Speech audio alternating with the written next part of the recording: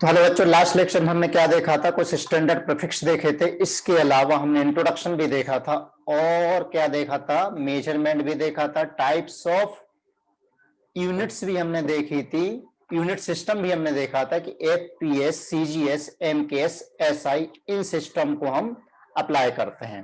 Right, अब हम यहाँ पर कुछ बात करने वाले हैं वापस से स्टैंडर्ड न्यूमेरिकल प्रीफिक्स की। वापस से मैं बात कर चुका था लेकिन फिर से एक बार इसको ले रहा हूं। Standard numerical prefix. राइट, तो यहां पर देखिए 10 power -1, 10 power -2, 10 power -3, 10 power -6, 10 power -9, 10 power -12, 10 power -15, 10 power -18, 10 power -21 और 10 पावर -24। राइट, इसे हम बोलते हैं deci. -2 centi, 10 power -3 milli, 10 power -6 micro, 10 power -9 nano, 10 power -12 pico, 10 power -15 femto, 10 power -18 atto, 10 power -21 zepto और 10 पावर -24 इयोक्टो। इनका सिंबल है वो स्मॉल लेटर है d, c, m, mu, n, p, f, a, z और वाई। यहां ध्यान रखना micro में म्यू यूज होता है। वैसे भूलना तो नहीं चाहिए, फिर हमको सिंपल ऐसा लर्न कर सकते हैं। कैसे लर्न कर सकते हैं? दादा केमिस्ट्री मेरी केमिस्ट्री, डेसी यानी दादा, सेंटी यानी केमिस्ट्री, मैं, एम यानी मैं, माइक्रो यानी मेरे को, नैनो नहीं, पी को परेशानी, फिर आज झट याद हो गई। दादा केमिस्ट्री में मेरे को नहीं परेशानी, फिर आज झट याद हो गई। तो थोड़ा सा इससे हमें ध्यान रह जाएगा। ये माइनस में पावर हमने देखी है, ठीक है ना? तो ये क्या था हमारा? ये था सब मल्टीपल बोलते हैं हम इनको, सब मल्टीपल। राइट, और ये क्या है? इसके प्रीफिक्स, और ये क्या है? इसके सिंबल। ऐसा ही प्लस में, ऐसा ही बच्चों प्लस में देखते हैं इसको। तो प्लस में देखिए 10 to power +1, 10 power 2, 10 power 3, 10 power 6, 10 power 9, 10 power 12, 10 power 15, 10 power 18, 10 power 21 और 10 पावर 24। ये क्या है? ये सब मल्टीपल। नेक्स्ट इसके प्रीफिक्स, उसके बाद है सिंबल।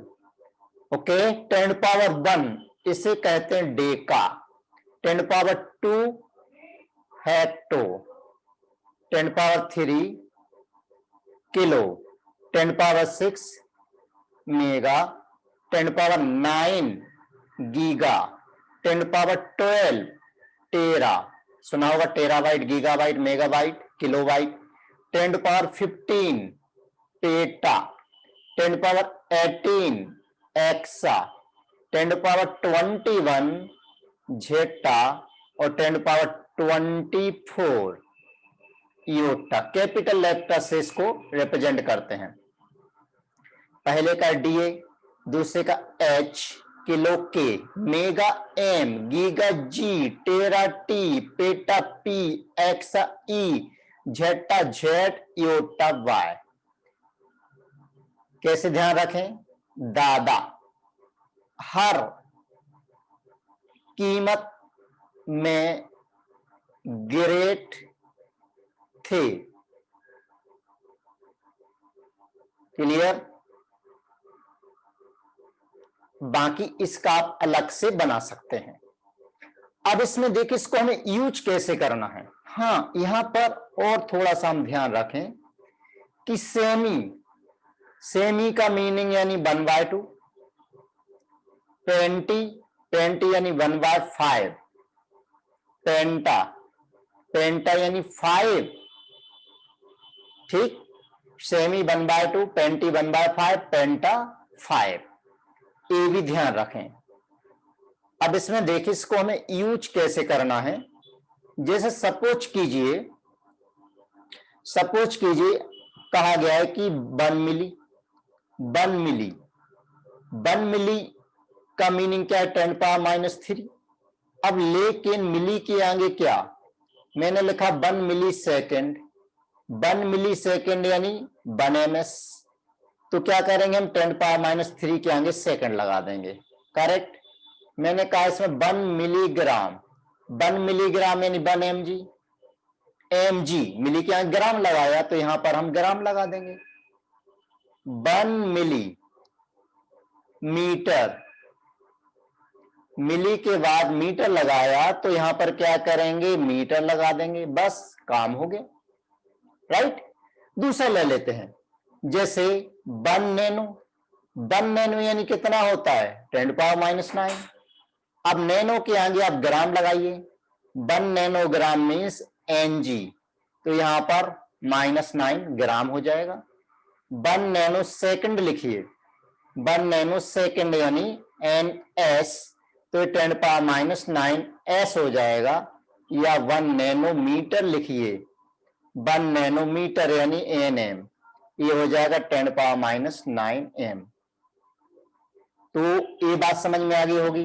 कहीं हम मिलीग्राम लिखते हैं, कहीं हम मिलीमीटर लिखते हैं, राइट। अब यहां पर देखिएगा, जैसे हमने लिखा कि 1 मिलीग्राम इक्वल टू कितना है, 10⁻³ ग्राम, -3 ग्राम, तो 10⁻³ ग्राम, इस 10⁻³ को अगर हम नीचे ले जाएंगे तो प्लस में हो जाएगा। अगर हम इसको क्रॉस मल्टीप्लाई कर दें, तो क्रॉस मल्टीप्लाई करेंगे तो ये नंबर इधर आ जाएगा, तो ये नंबर इधर आएगा, तो 10⁻³ मिलीग्राम इक्वल टू कितना हो गया, 1 ग्राम, ऐसा भी लिखा जा सकता है, राइट। इसी तरीके से इसमें आए हम कि 1 नैनोग्राम इक्वल टू हमने लिखा 10⁻⁹ ग्राम, 10⁻⁹ ग्राम यानी नीचे लाएंगे तो 10⁻⁻⁹ ग्राम, क्रॉस मल्टीप्लाई कर दीजिए, क्रॉस मल्टीप्लाई करेंगे, क्रॉस मल्टीप्लाई करेंगे इधर आ जाएगा, तो ये हो जाएगा 10⁻⁹ नैनोग्राम इक्वल टू 1 ग्राम, उल्टा भी लिख सकते हैं, राइट। अब जैसे सपोज कीजिए मैंने अगर आपसे क्वेश्चन दिया है, आपको क्वेश्चन दिया है कन्वर्ट 1 नैनोग्राम इनटू पिकोग्राम, ठीक। डायरेक्ट भी हम लिख सकते हैं, लेकिन डायरेक्ट अभी आप लर्निंग स्टेज पर हैं तो आप गलती कर सकते हो, अदरवाइज इसमें कैलकुलेशन कुछ नहीं, सेकंड का आंसर है, सेकंड में आंसर आ जाएगा। तो आप इसको इस तरीके से सॉल्व करिए कि 1 नैनोग्राम, 1 नैनोग्राम, नैनो का मीनिंग क्या देखा हमने, 10⁻⁹, और ग्राम किस में कन्वर्ट करना है, पिकोग्राम में, तो 1 पिकोग्राम इक्वल टू 10⁻12 ग्राम होता है, राइट। पिको के आगे हमने ग्राम लगाया तो कितना होगा, 10⁻12 ग्राम। अब अगर इन दोनों को हम डिवाइड कर देते हैं तो डिवाइड करने पर आएगा 1 nanogram by 1 picogram equal to 10⁻⁹ gram divided by 10⁻12 gram. देखो ग्राम से ग्राम कैंसिल हो गए। अब -12 की जो पावर है ऊपर जाएगी तो +12 की पावर हो जाएगी, पावर ऐड होती है एडिशन सब्ट्रैक्शन में। अगर बेस सेम हो, बेस मतलब 10 जिसकी पावर में है, तो यहां बेस क्या 10 है, तो ये कितना आ गया, ये आ गया हमारा 1 nanogram by 1 picogram equal to हो गया 10 पावर कितना 3 हो गया, ठीक है ना, डिवाइड बाय 1, तो क्रॉस मल्टीप्लाई कर लेंगे तो 1 नैनोग्राम इक्वल टू आंसर आ गया 10 पावर 3 पिकोग्राम, ये हमारा आंसर आ गया। क्लियर, इजी है। अगले क्वेश्चन पे आते हैं। अगले क्वेश्चन पे आते हैं। Convert 1 micrometre into 1 micrometre into millimetre, right. चलो शुरू हो जाते हैं। 1 माइक्रोमीटर, 1 माइक्रोमीटर, माइक्रो का मीनिंग होता है 10 पावर माइनस, आगे मीटर लगाए, मीटर लगा दीजिए। 1 मिलीमीटर, मिली का मीनिंग क्या होता है 10 पावर माइनस 3, मीटर है तो मीटर लगा दीजिए। अब दोनों को आप डिवाइड कर लीजिए, 1 micrometre by 1 millimetre equal to 10 power minus 6 metre divide by 10 power minus 3 metre. देखो मीटर से मीटर कैंसिल हो गए।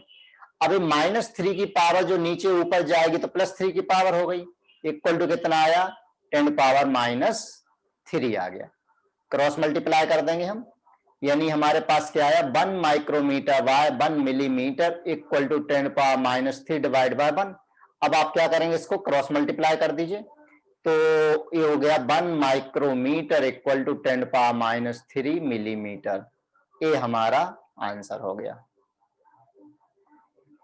क्लियर। नेक्स्ट क्वेश्चन की तरफ मूव करते हैं। अब इसी में थोड़ा सा डिफिकल्ट क्वेश्चन करने की कोशिश करते हैं। देखिए, जैसे क्वेश्चन दिया है convert 1 nanogram to the power -2 into picogram to the power -2।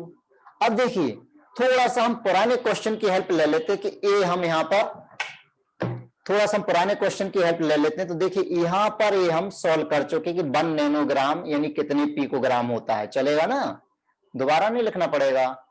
तो देखिए यहां पर सिंस 1 नैनोग्राम इक्वल टू कितना है 10 पावर 3 पिकोग्राम है। ओके, अब यहां पर पावर नैनोग्राम के ऊपर कितने की -2 की है, तो -2 की यहां भी रहेगी।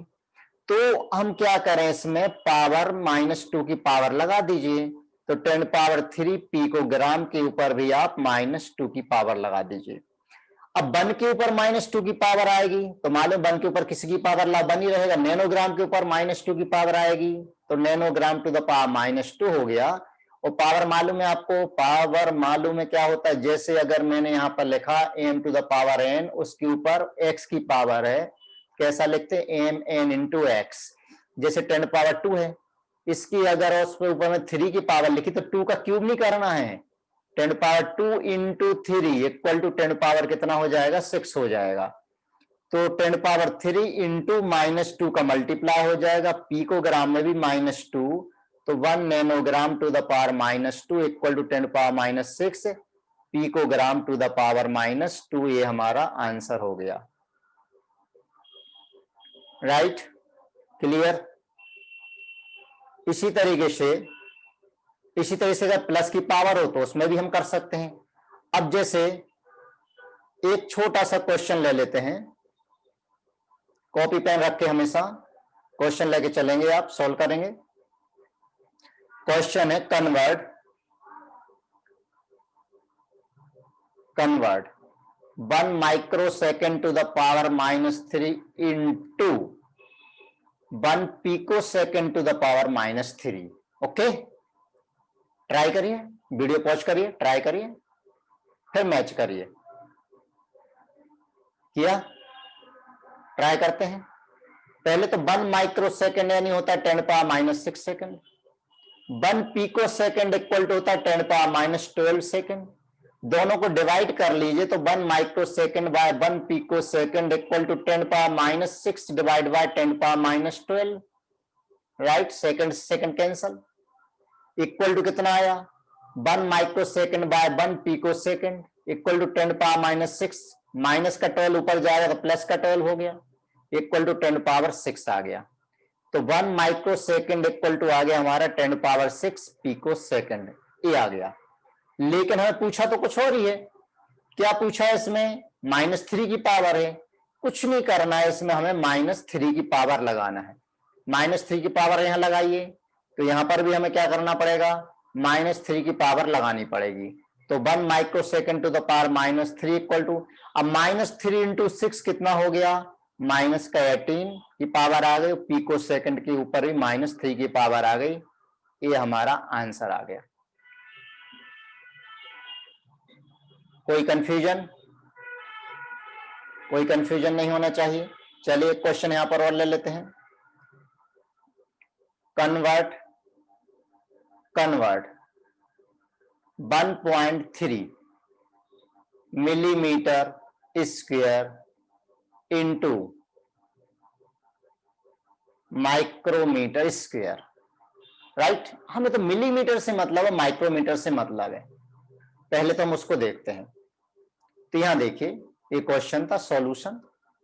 1 मिलीमीटर यानी कितना होता है, 10⁻³ मीटर। राइट, 1 माइक्रोमीटर कितना होता है, 10⁻6 मीटर। वही पुरानी कहानी, दोनों को आप डिवाइड कर लीजिए। डिवाइड करेंगे तो 10⁻³ metre divide by 10⁻6 metre equal to हो जाएगा 10⁻3। तो 1 मिलीमीटर इक्वल टू हो गया 10⁻3 माइक्रोमीटर।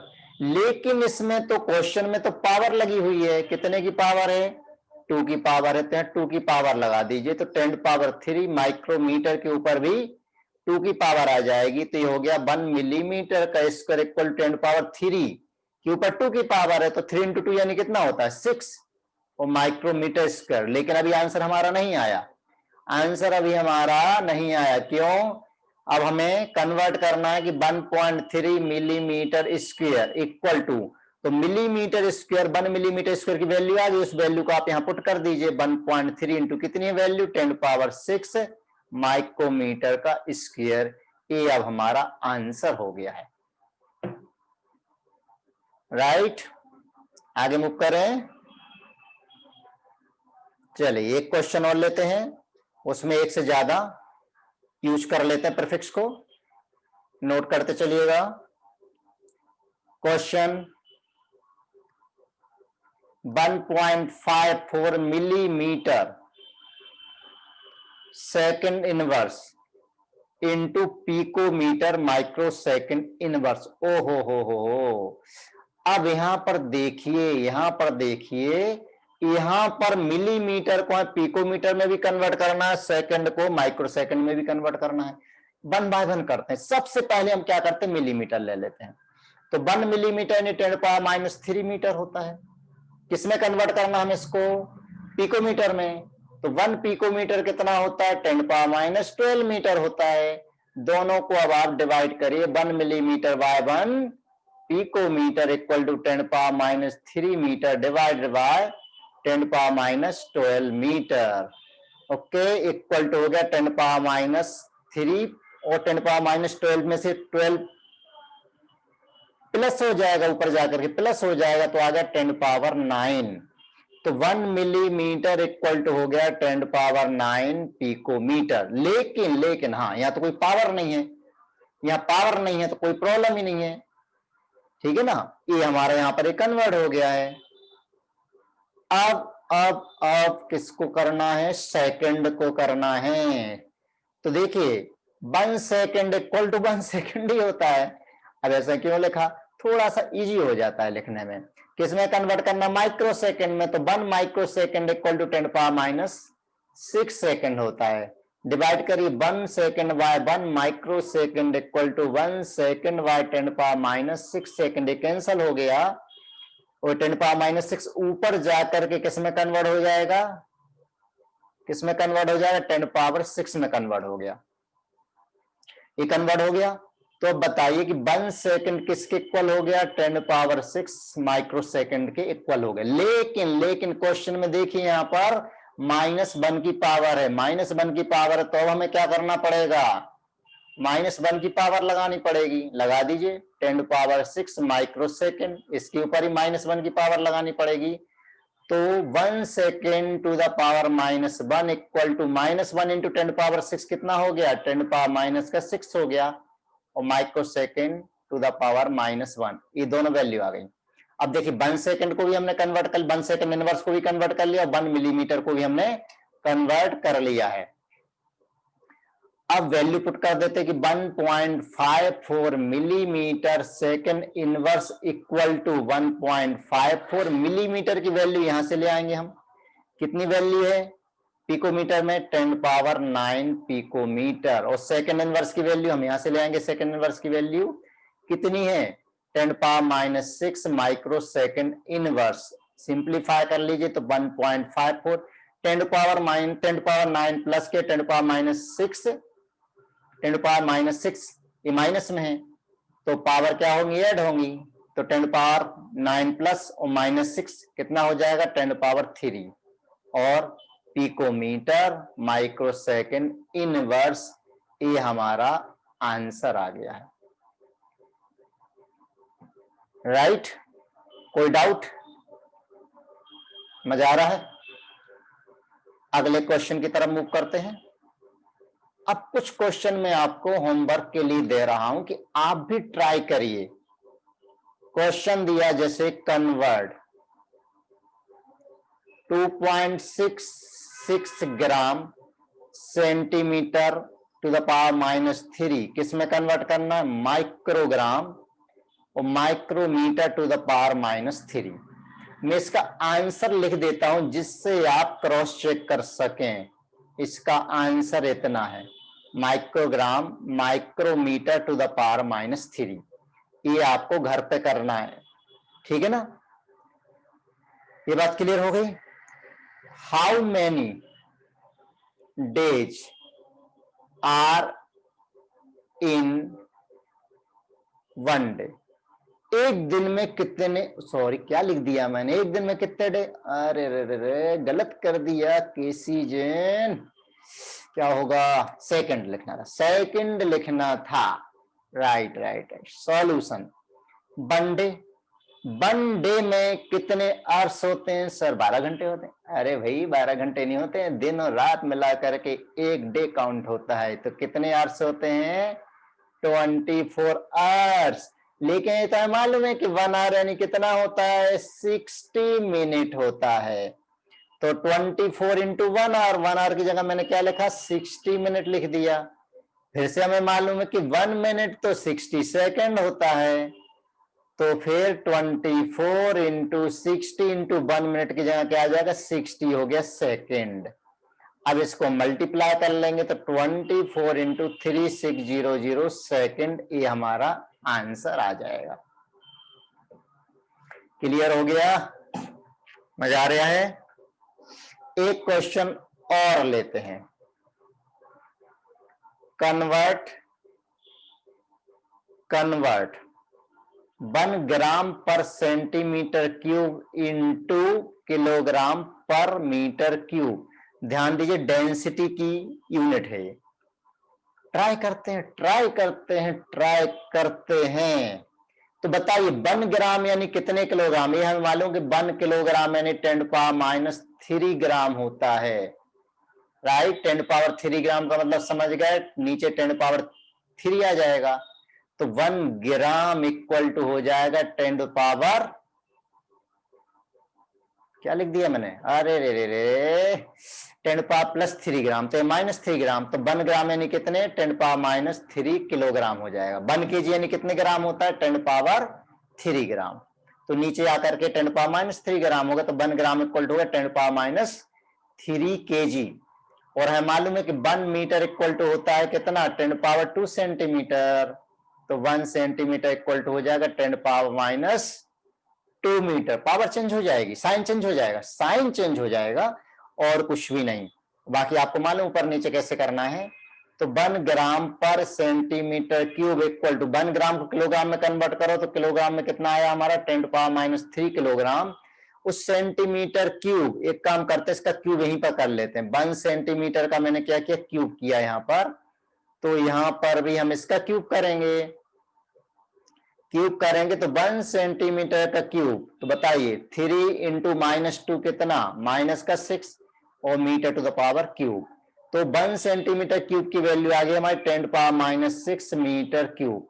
अब -6 ऊपर जाएगा तो प्लस का 6 होगा, तो -3 में से +6 गए तो कितने बचे, 10⁻³ बचेंगे किलोग्राम पर मीटर क्यूब। इस तरीके से यूनिट कन्वर्ट हम करते हैं। राइट, आगे बढ़े, नेक्स्ट पॉइंट की तरफ मूव करते हैं बच्चों।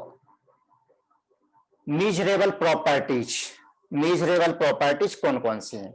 देखिए, फिजिकल प्रॉपर्टीज होती हैं, केमिकल प्रॉपर्टीज होती हैं। हर हर सब्सटेंस की अपनी अपनी प्रॉपर्टी थी, हमारी अपनी खुद की एक प्रॉपर्टी होती है, राइट। अब फिजिकल प्रॉपर्टी का मतलब क्या है? फिजिकल प्रॉपर्टी यानी जो उसकी आइडेंटिटी या कंपोजिशन चेंज किए बिना जिसको हम ऑब्जर्व करते हो फिजिकल प्रॉपर्टी होती। जैसे कि कलर कैसा है, जैसे अगर आपकी हम बात करें कि आपकी हाइट कितनी है, फिजिकल प्रॉपर्टी हो गई। आपका कलर क्या है, ठीक है, डार्क है, फेयर है, वो आपकी फिजिकल प्रॉपर्टी। बाल लंबे हैं, छोटे हैं, फिजिकल प्रॉपर्टी हो गई। फेस किस टाइप का, फिजिकल प्रॉपर्टी हो गई। केमिकल प्रॉपर्टी, कोई आपको तकलीफ है, बीमारी कुछ है क्या, नहीं बता सकते, टेस्टिंग से पता चलेगा। यानी जहां पर केमिकल रिएक्शन होगी वहां पर केमिकल प्रॉपर्टी आ जाएगी, राइट। तो केमिकल प्रॉपर्टी यानी एसिडिक है या बेसिक है, क्या है, वो सब क्या कहलाती, केमिकल प्रॉपर्टीज, राइट। तो कुछ हम मेजरेबल प्रॉपर्टीज की बात कर रहे हैं। तो मेजरेबल प्रॉपर्टीज में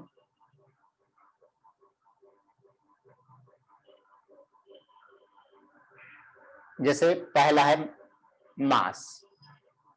एक मास होता है, एक वेट होता है। अब मास का मीनिंग क्या होता है? मास का मीनिंग क्या होता है? Amount of matter present in the substance, ये क्या कहलाता, मास। और वेट क्या होता है? Force exerted on object due to gravity, उसे हम क्या कहते हैं?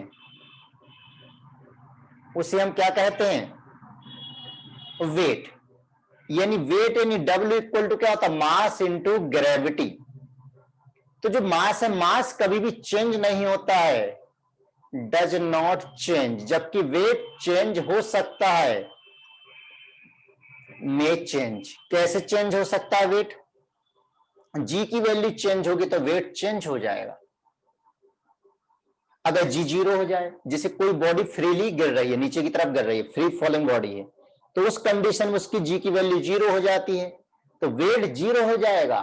जैसे अगर आप लिफ्ट में बैठे हुए हैं, खड़े हुए हैं, लिफ्ट टूट जाए तो लिफ्ट नीचे गिरने लगेगी, फ्री फॉलिंग बॉडी कहलाती है। उस कंडीशन में अगर आप अपना वेट मेजर करोगे तो बैलेंस पर कितना आएगा, 0, राइट। तो वो कहलाता वेट। तो केयरफुली यहां पर काम करिएगा। खैर कोई दिक्कत नहीं, हमें तो यहां वेट लेना है, राइट। ओके, इसकी यूनिट क्या होती है? यूनिट हमें क्या लेना है? यूनिट लेना है केजी, जो हम लास्ट लेक्चर में बात कर चुके हैं। सेकंड पॉइंट क्या है? वॉल्यूम। वॉल्यूम, तो वॉल्यूम सॉलिड का होता है। वॉल्यूम में देखो तीन चीजें आ जाती है, length into breadth into height, right. SI unit में लेंथ को मीटर से रिप्रेजेंट करते हैं, ब्रेड्थ को मीटर से रिप्रेजेंट करते हैं, हाइट को मीटर से रिप्रेजेंट करते हैं। तो metre into metre into metre equal to हो जाएगा यहां 1 की पावर 1 की पावर 1 की पावर, तो metre to the power 3 metre cube. ये वॉल्यूम की यूनिट हो गई। मोस्टली हमें देखिए सॉल्यूशन एंड लिक्विड लेते हैं, तो लिक्विड में मीटर क्यूब बहुत ज्यादा यूज नहीं करके हम सीजीएस यूनिट यूज करते हैं, सीसी मिलीलीटर, ये टर्म यूज करते हैं। तो जैसे अगर हम बोले 1 लीटर, 1 लीटर यानी कितना होता है, 1000 मिलीलीटर। और आप ध्यान रखिएगा कि 1 मिलीलीटर इक्वल टू होता है 1 सेंटीमीटर क्यूब, यानी 1 सीसी। सी का मतलब सेंटीमीटर, सी का मतलब क्यूब, ये होता है। तो इसको मैं क्या लिख सकता हूं, 1 litre equal to 1000 centimetre cube, या 1 लीटर इक्वल टू 1000 सीसी लिख सकता हूं, डेफिनेटली लिख सकता हूं। अब यहीं पर देखिएगा कि 1 सेंटीमीटर यानी कितने मीटर होता है, 10⁻² मीटर। सेंटी यानी 10⁻², सी मतलब सेंटी, एम यानी मीटर, तो सेंटी मतलब 10⁻², मीटर का मीटर लगा हुआ है। हमें यहाँ पर क्यूब चाहिए, तो एक काम करिए, इसका क्यूब कर लीजिए। क्यूब करेंगे, ओके, क्यूब कर लिया, 10⁻² मीटर, इसका भी क्यूब कर लीजिए। क्यूब करेंगे तो हो जाएगा 10⁻² इंटू 3 यानी 10⁻6 मीटर क्यूब। क्लियर। तो 1 लीटर इक्वल टू हमने लिखा 1000 centimetre cube equal to 1000 centimetre cube की वैल्यू कितनी निकाली अभी अभी, 10⁻6 मीटर क्यूब निकाली है। 1000 का मतलब होता है 10⁻3 इंटू कितना, 10⁻6 मीटर क्यूब। अब +3 और -6 दोनों को ऐड कर दीजिए तो हो जाएगा 10⁻3 मीटर क्यूब। तो अब हम यहां समझ में आ गया कि 1 लीटर इक्वल टू होता है 1000 ml इक्वल टू कितना होता है, 10⁻3 मीटर क्यूब। एक रिलेशन हमारा ये बन गया। चलिए दूसरे रिलेशन पर इसमें आते हैं। डेसीमीटर में, डेसीमीटर लेते हैं। डेसीमीटर क्या होता है? 1 डेसीमीटर, डेसी का मतलब होता है 10⁻², और यहां में तो मीटर का मीटर लगा दीजिए। इसका मतलब है कि 1 मीटर इक्वल टू हो जाएगा फिर कितना? 10⁻² डेसीमीटर। राइट? रॉन्ग। अरे डेसीमीटर के लिए मीटर -2 है, तो मीटर में कितनी पावर है? +2। यह मैं सिंपली बता चुका हूं। 10⁻² का मतलब क्या होता है? 1/10⁻²। 10⁻² क्रॉस मल्टीप्लाई करोगे तो डेसीमीटर के पास चला जाएगा। अब इसमें क्यूब कर दीजिए, 1 मीटर का क्यूब, तो इक्वल टू हो गया 10⁻² डेसीमीटर। और एक मिनट क्या गड़बड़ कर दी? अरे यार, 10⁻² ने 10⁻- कितना? डेसी का मतलब क्या होता है? 10⁻1।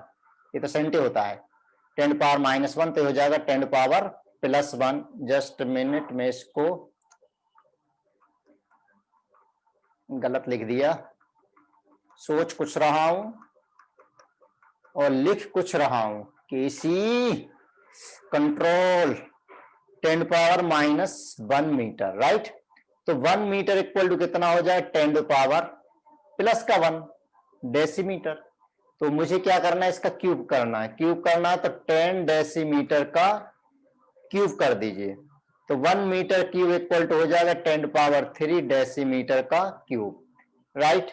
अब यहां पर देखिए कि 1 लीटर इक्वल टू, अभी हमने प्रूव किया है 10⁻3 मीटर क्यूब। देखो ये दिया हुआ है।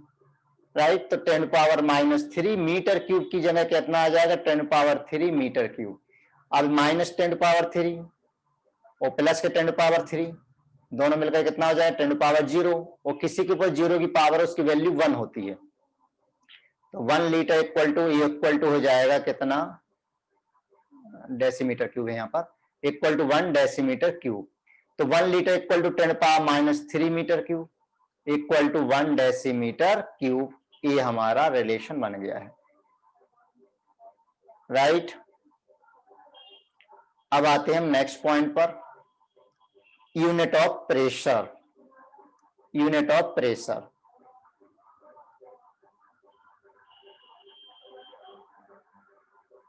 तो यूनिट ऑफ प्रेशर, प्रेशर होता है force per unit area. Right? Force की यूनिट होती है न्यूटन, एरिया की यूनिट मीटर स्क्वायर, तो newton metre to the power -2, ये होता फोर्स। राइट? न्यूटन पर मीटर स्क्वायर, ये होता प्रेशर। फोर्स यानी न्यूटन, एरिया यानी मीटर स्क्वायर, तो प्रेशर की यूनिट होगी न्यूटन पर मीटर स्क्वायर। अब प्रेशर की यूनिट क्या होती है? एक तो होती है एटीएम। 1 एटीएम इक्वल टू कितना होता है? 1.01325 bar, equal to 760 millimetre mercury, equal to 76 centimetre mercury, equal to 760 torr, torr भी इसकी यूनिट होती है, equal to 1.01325 into 10⁵ pascal, equal to 1.01325 into 10⁵ newton पर मीटर स्क्वायर, या फिर 101.325, इसको हम लिख सकते केपीए मतलब किलो पास्कल। अब जैसे अगर क्वेश्चन आपको दे दिया जाए कि कन्वर्ट 600 मिलीमीटर मर्क्यूरी, किसमें कन्वर्ट करना है? एटीएम में। तो एटीएम में कन्वर्ट करना है, जिसमें कन्वर्ट करना उसको राइट में लिखो। तो देखिए यहां पर मालूम है 760 मिलीमीटर मर्क्यूरी की वैल्यू किसके इक्वल है? 1 एटीएम के इक्वल है। राइट? ये देखिए 1 एटीएम के इक्वल है। तो फिर 600 मिलीमीटर मर्क्यूरी की वैल्यू क्या होगी? आप क्रॉस मल्टीप्लाई कर दोगे। क्रॉस मल्टीप्लाई कैसे करना है? इन दोनों को मल्टीप्लाई करो, 600 millimetre mercury into 1 ATM, into 1 ATM, और डिवाइड किसको करोगे? इसको डिवाइड करोगे 760 मिलीमीटर मर्क्यूरी से डिवाइड करोगे। ये मिलीमीटर मर्क्यूरी से मिलीमीटर मर्क्यूरी कैंसल, आंसर आ गया हमारा 600/760 एटीएम। हो गया, एटीएम में कन्वर्ट हो गया है।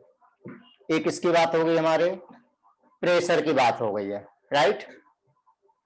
तो किसी में भी दिया हो इस तरीके से हम कन्वर्ट कर सकते हैं। एटीएम में क्यों कन्वर्ट कर रहा है? क्योंकि इसमें कैलकुलेशन थोड़ा सा इजी हो जाता है, वैल्यू थोड़ी छोटी हो जाती है। नेक्स्ट पॉइंट है हमारा टेम्परेचर। तो टेम्परेचर में एनसीईआरटी मेनली 3 यूनिट दे रखी है टेम्परेचर के लिए, डिग्री सेल्सियस, फ़ारेनहाइट और केल्विन। चलो तीनों की हम बात कर लेते हैं। तो डिग्री सेल्सियस में वाटर का फ्रीजिंग पॉइंट कितना लेते हैं? 0, और वाटर का बॉइलिंग पॉइंट कितना लेते हैं? 100। फ़ारेनहाइट में वाटर का फ्रीजिंग पॉइंट 273.15 होता है, 273 ले लीजिए, और फ्रीजिंग पॉइंट 273, अरे क्या लिख लिया, केल्विन लिख लो, चलो यहां पर चेंज नहीं करना पड़ेगा, फ़ारेनहाइट, ये फ़ारेनहाइट। केल्विन में वाटर का फ्रीजिंग पॉइंट होता है 273 और बॉइलिंग पॉइंट कितना होता है? 373। फ़ारेनहाइट में वाटर का फ्रीजिंग पॉइंट 32 और बॉइलिंग पॉइंट 212। तो अब आप इसमें रिलेशन कैसे बना? डिग्री सेल्सियस माइनस क्या करेंगे, देखो, unit minus freezing point divided by boiling point minus freezing point, इस तरीके से रिलेशन बना लीजिए। यूनिट डिग्री सेल्सियस है, minus freezing point 0 upon boiling point minus freezing point, equate कर लीजिए। Unit minus freezing point upon boiling point minus freezing point, यहां पर unit minus freezing point divide by boiling point minus freezing point.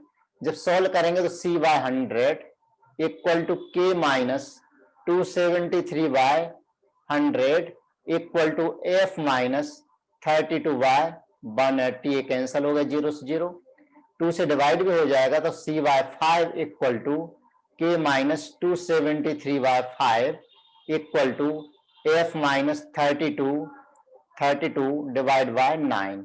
ये हमारा relation बन गया है, ठीक। अब रिलेशन बन गया। अब इसमें जैसे अगर हमें कन्वर्ट करना हो, जैसे हमें डिग्री सेल्सियस और केल्विन लेना हो, तो degree Celsius by 5 equal to K minus 273 by 5, 5 से 5 कैंसिल हो गया, तो degree Celsius equal to K minus 273, तो केल्विन इक्वल टू हो गया डिग्री सेल्सियस प्लस 273। जैसे कि अगर हमें 25 डिग्री सेल्सियस टेम्परेचर उसको केल्विन में कन्वर्ट करना हो, तो केल्विन में कन्वर्ट करने के लिए क्या करेंगे? डिग्री सेल्सियस कितना? 25 degree Celsius plus 273 equal to 298 kelvin हो गया, ठीक है। अब फ़ारेनहाइट में और डिग्री सेल्सियस में क्या रिलेशन है देखते हैं। C by 5 equal to F minus 32 by 9, इन दो को इक्वेट कर लीजिए, ठीक, दो को इक्वेट कर लीजिए। तब क्या करें हम? इसमें क्रॉस मल्टीप्लाई कर दें, 9C equal to 5 F minus 32, ये हो गया, ठीक। F हमें चाहिए अगर, तो एक काम करिए, 5 को ही रहने दीजिए, 5 को ही रहने दीजिए, F माइनस 32 5 को वहीं रहने दीजिए, और इस माइनस 32 को कहाँ ले जाइए? इधर ले जाइए, तो प्लस में हो जाएगा, तो F इक्वल टू 32 प्लस में हो गया, प्लस 9C बाय 5, ए फ़ारेनहाइट में आ गया, आ गया। अब यहां पर देखिए, अक्सर हम एक गलती करते हैं, वो गलती क्या करते हैं, ध्यान देना। जैसे मेरे पास डिग्री सेल्सियस में 25 डिग्री सेल्सियस है और माइनस करा 15 डिग्री सेल्सियस, डिफरेंस कितना आया? डिफरेंस इन टेम्परेचर कितना आया? डिफरेंस 10 आया। अब 25 डिग्री सेल्सियस का केल्विन में कन्वर्ट करें तो 298 केल्विन, 15 डिग्री सेल्सियस को केल्विन में कन्वर्ट करेंगे तो कितना केल्विन? 288 केल्विन, तब भी डिफरेंस कितना आया? 10 आया। तो भैया डिफरेंस का यहां से कोई लेना नहीं, डिफरेंस तो डिफरेंस ही रहेगा, वो डिफरेंस हमेशा उतना ही आएगा। ये क्लियर हो गया, यहां कोई समस्या नहीं होनी चाहिए। आगे मूव करते हैं। नेक्स्ट पॉइंट है आइडियल गैस इक्वेशन, बहुत ही इंपॉर्टेंट इक्वेशन है आइडियल गैस इक्वेशन। तो आइडियल गैस इक्वेशन क्या होती है? ये होती PV equal to nRT, PV equal to nRT। यहां पर P क्या है? P है प्रेशर, किसका pressure, gas equation in gas का प्रेशर, और वी क्या, volume of gas. Volume of gas का मतलब क्या है, जितना गैस ने जगह घेर रखा है वो, एक्चुअली हम बोलते हैं वेसल का वॉल्यूम। भाई वेसल में अगर पहले से कोई चीज भरी हुई हो तो गैस ने उतना ऑक्यूपाई थोड़ी किया है, तो वो वाला वॉल्यूम गैस का वॉल्यूम में काउंट नहीं होगा। तो जितनी जगह गैस ने घेर रखी है वो जगह क्या कहलाएगी, वॉल्यूम। ये वॉल्यूम किस में लेना, हमें लीटर में लेना है। एन क्या है यहाँ पर, नंबर ऑफ मोल, और मोल क्या होता है, वेट अपॉन मोलर वेट। ठीक, और टी क्या है यहाँ पर, टेम्परेचर। टेम्परेचर आपको केल्विन में ही रखना है। और आर क्या है यहाँ पर, universal gas constant, universal gas constant. अब जैसे आर की यूनिट चाहिए मुझे, तो P V equal to N R T है, तो आर इक्वल टू हो जाएगा P V by N T. अब अगर प्रेशर हमने एटीएम में रखा, ऊपर प्रेशर है, वॉल्यूम लीटर में रखा, और नीचे एन यानी मोल है, और टी यानी टेम्परेचर केल्विन में रखा, तब आर की वैल्यू कितनी लेना, 0.083। तो ये हो गया 0.083 unit, ATM, litre, mole inverse और केल्विन इनवर्स। इसी तरीके से 0.0, अरे रे रे रे 83 नहीं बेटा, 821, हाँ 0.0821 को लगभग हम 1/12 लिख सकते हैं, 1/12 लिख सकते हैं। अगर 0.083 ले लिया तो एटीएम की बजाय क्या ले लोगे, अब बार और लीटर और मोल इनवर्स और केल्विन इनवर्स, ए आर की यूनिट हो जाएगी। ठीक है ना, अभी आपको समझ में नहीं आया होगा। चलिए इसमें से एक रिलेशन पहले और देख लें, फिर हम आगे बात करते हैं इसमें से। पीवी इक्वल टू एनआरटी में देखिए, पीवी इक्वल टू एनआरटी में, पीवी इक्वल टू एनआरटी। आप एन का मतलब हमने क्या लिखा, weight by molar weight, molar weight को मैं एम लिख लेता हूं, इंटू आर टी, चलेगा। P equal to W Y भी लिख रहा हूं मैं, into R T Y M. अब वेट बाय वॉल्यूम क्या होता है, weight by volume equal to होता है डेंसिटी। ठीक है, डेंसिटी को रो से रिप्रेजेंट करते हैं, तो यहां पर आ जाएगा density into R T by M. एक हमारा रिलेशन ए भी बन गया है। अब सपोज कीजिए कोई गैस है, फॉर गैस प्रेशर कितना दिया है, सपोज कीजिए प्रेशर दिया है यानी इतने मिलीमीटर मरकरी दिया है, टेम्परेचर दिया है कितना, 0 डिग्री सेल्सियस दिया हुआ है, मोल कितने दिए हैं, 2 मोल दिए हैं, पूछा गया है कि वॉल्यूम फाइंड करिए। ओके, चलिए ट्राई करते हैं, इसको सॉल्व करते हैं इसको। ये डाटा हमारे पास गिवन है, तो यहां पर प्रेशर जो दिया है, सबसे पहले तो आप प्रेशर को कन्वर्ट कर लीजिए एटीएम में। प्रेशर दिया है 1520 मिलीमीटर, तो आप क्या करेंगे, 760 डिवाइड कर देंगे। क्यों डिवाइड करेंगे, अभी पिछले जस्ट में हम देख चुके हैं, पिछले स्लाइड में। तो प्रेशर आ गया आपका 2 एटीएम। टेम्परेचर दिया डिग्री सेल्सियस में, तो है केल्विन में इसको कन्वर्ट करना है, तो केल्विन इक्वल टू क्या होता है, डिग्री सेल्सियस प्लस 273। तो केल्विन में आ गया टेम्परेचर 273, और मोल यानी एन की वैल्यू दे रखी है 2, और वॉल्यूम हमें फाइंड करना है।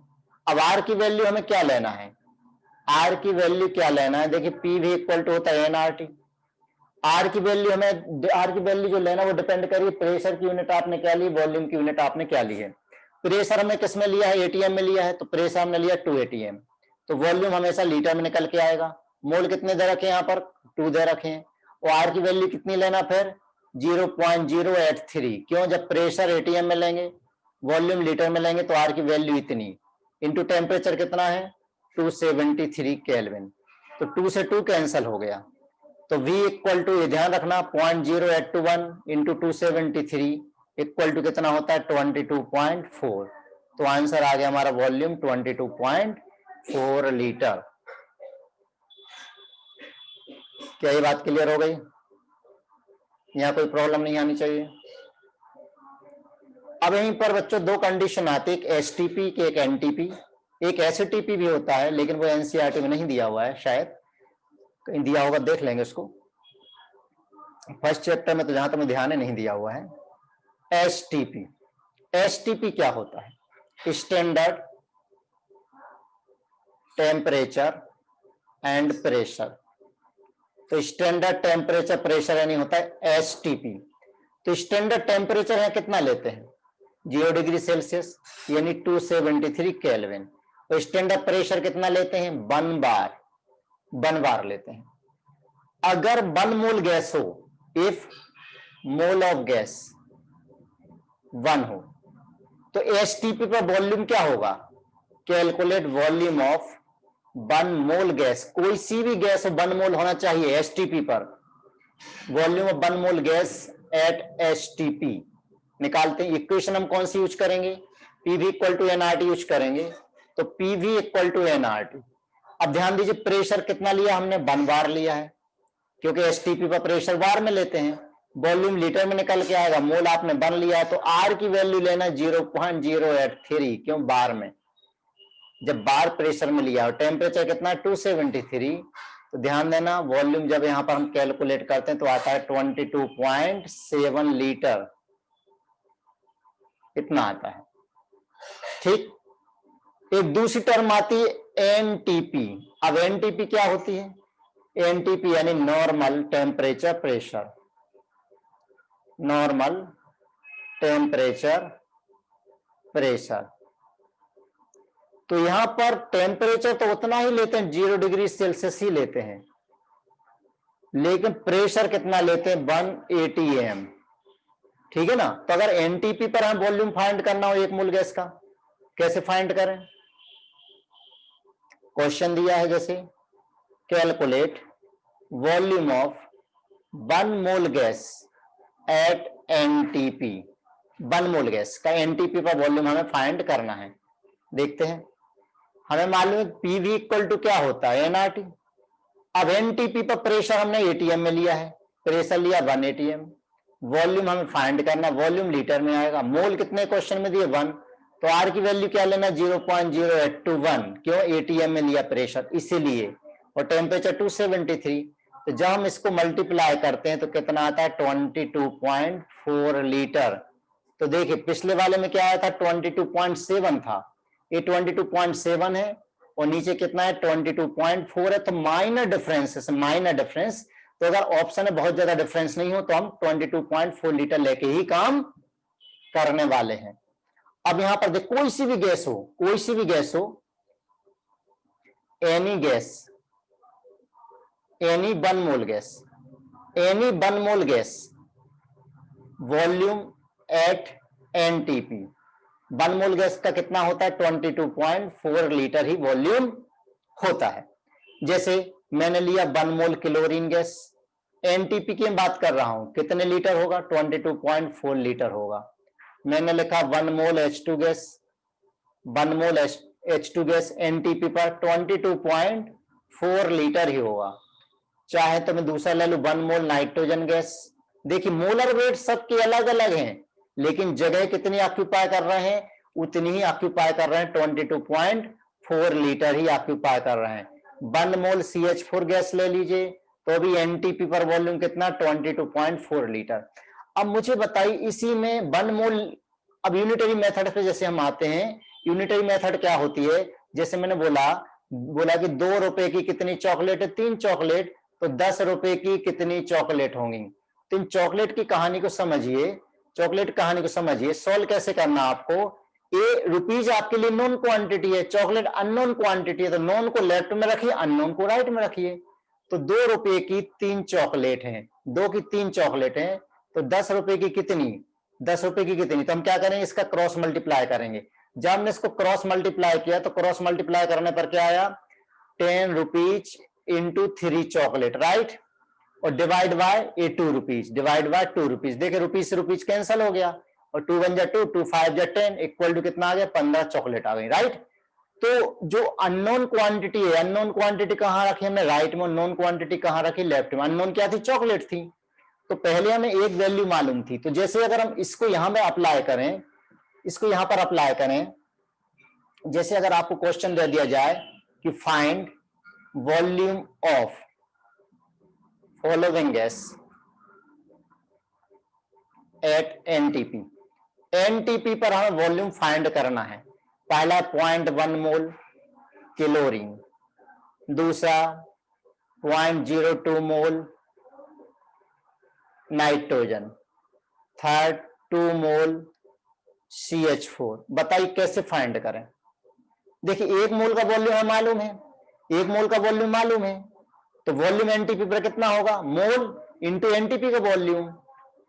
एक देखिए, चलो कैलकुलेशन से भी करके देख लेते हैं। अरे कर्सर कहां गया, यहां देखिए 1 मोल का कितना है, 22.4 लीटर है, तो 0.1 मोल का कितना होगा, क्रॉस मल्टीप्लाई करेंगे तो 0.1 इंटू 22.4 y1 यानी 2.24।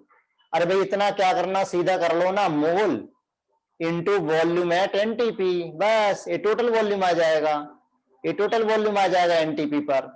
तो मोल कितने हैं 0.1 और एनटीपी पर होता है 22.4, तो हो जाएगा 2.24 लीटर। यहां पर देखिए 0.02 इंटू 22.4, तो 2 से मल्टीप्लाई करें तो हो जाएगा 44.8, 44.8 तो हो जाएगा 0.448 लीटर। यहाँ पर 2 है तो 2 मोल इंटू 22.4 इक्वल टू कितना होगा 44.8 लीटर। ये बात क्लियर हो गई, क्या चीज समझ में आ गई, एनटीपी एसटीपी का कॉन्सेप्ट, कैसे हमें इसको सॉल्व करना है। अब आगे बढ़ते हैं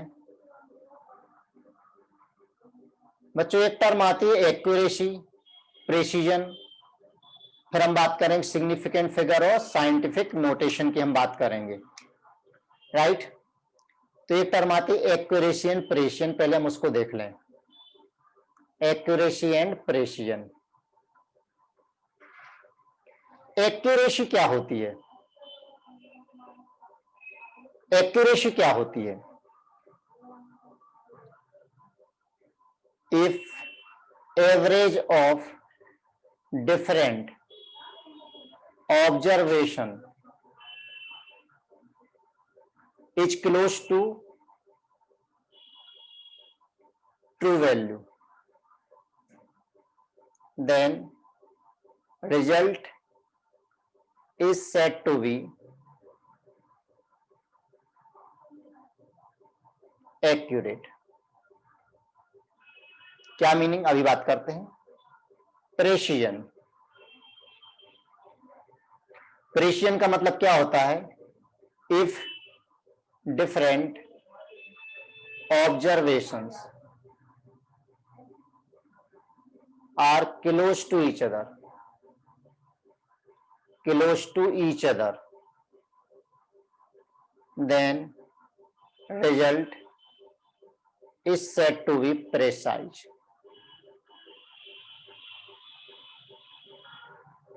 देखिए सपोज कीजिए हमने 10 नंबर का टेस्ट लिया, आपको नंबर कितने आए, नंबर कितने आए, तीनों बार आपको 10-10 आए, तो एवरेज कितना आया 10 ही आया। तो एवरेज वैल्यू और मैक्सिमम टू ट्रू वैल्यू यानी मैक्सिमम 10 आने चाहिए, तो ट्रू 10 है, 10 के बराबर है तो मैं क्या बोलूंगा एक्यूरेसी है, ठीक। लेकिन 10-10-10 तीनों बार एक दूसरे के क्लोज भी है, रिजल्ट जो डिफरेंट वैल्यूज हैं वो एक दूसरे क्लोज हैं, तो हम क्या कहेंगे कि ये प्रेसाइज भी है। अब प्रेसाइज अभी समझ में नहीं आया होगा, फिर से समझिए। एक बार आप 8 नंबर लेकर के आए, एक बार 9 नंबर लेकर के आए, एक बार 7 नंबर लेकर के आए, एक बार 6 नंबर लेकर के आए, एक बार देखिए यहां लिख रहा हूं मैं, एक बार आप कितने नंबर लेकर के आए 6 लेकर के आए, एक बार 7 लेकर के आए, एक बार 8 लेकर के आए, तो एवरेज कितना आया, एवरेज 7 आ गया। लेकिन ट्रू कितना है 10 है, ट्रू कितना है 10 है, तो एवरेज तो ट्रू के क्लोज नहीं है, तो मैं क्या बोलूंगा एक्यूरेसी भैया आपकी अच्छी नहीं है।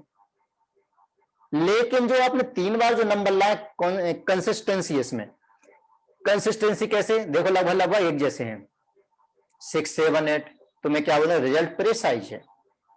प्रेसाइज होने के लिए जितनी बार भी आप ऑब्जर्वेशन लाएं वो एक दूसरे के पास पास में हो, या एक बार आप नंबर 1 लाए, एक बार नंबर 2 लाए, एक बार 3 लाए, तो एवरेज कितना आया?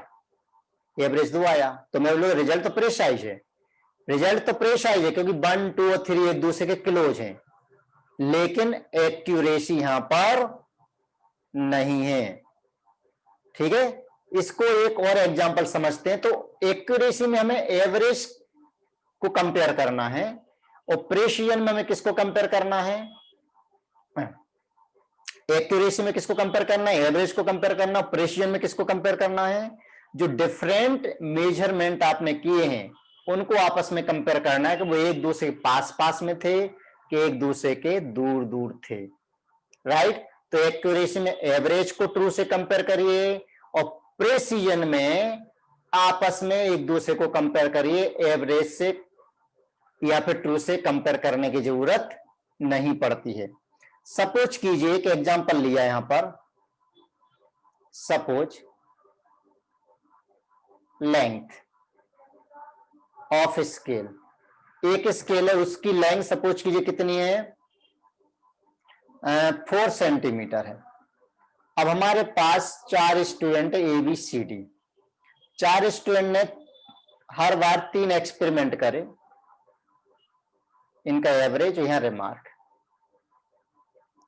पहले स्टूडेंट ने क्या वैल्यू लाई? पहला स्टूडेंट क्या वैल्यू लेकर के आया? एक बार 3 सेंटीमीटर लेकर के आएगा, 4 लेकर के आएगा, 5 लेकर के आया, तो एवरेज कितना आएगा? तीनों को ऐड करके 3 से डिवाइड करके 4 आ जाएगा। दूसरे स्टूडेंट ने क्या किया? एक बार 1 लाया, ठीक है ना, एक बार कितना लाया? 4, एक बार कितना लाया? 7, फिर से एवरेज कितना आ गया? 4 आ गया। तीसरे स्टूडेंट ने क्या किया? 4, 5 और 6, तो एवरेज 5 आया। और नेक्स्ट ने स्टूडेंट ने 1, 5 और कितना ले लें? 9, तो अब कितना आया एवरेज? 5 आ गया। नहीं नहीं नहीं नहीं, 1, 5, 10 ले लीजिए, कितना हो जाएगा? 1 मिनट, हाँ ठीक ठीक ठीक, 9, 5 आ जाएगा। कोई गड़बड़ कर रहा हूं? हाँ सही है, 5 आ जाएगा। अब इसमें देखिए, फर्स्ट वाले में देखिए, ये एवरेज ट्रू वैल्यू इतनी है, ट्रू वैल्यू कितनी है? 4 सेंटीमीटर, एवरेज ही 4 है, तो मैं क्या कहूंगा? गुड एक्यूरेसी,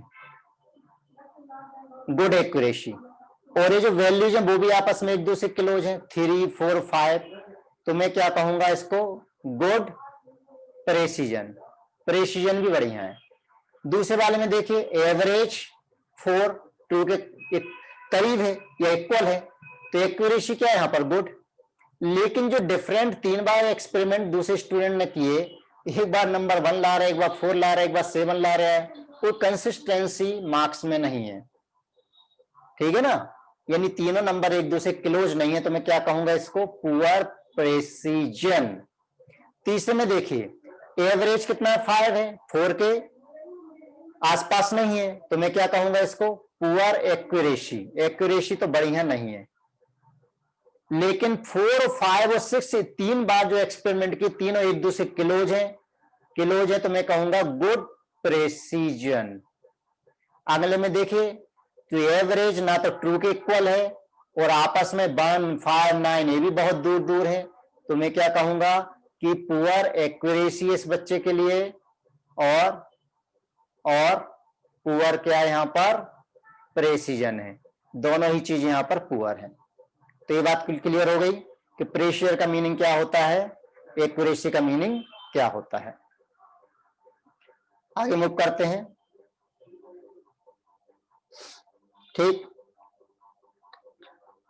अच्छा इसके पहले कि आगे मूव करें, ये आप ध्यान रखिएगा, नोट एनर्जी की यूनिट होती है,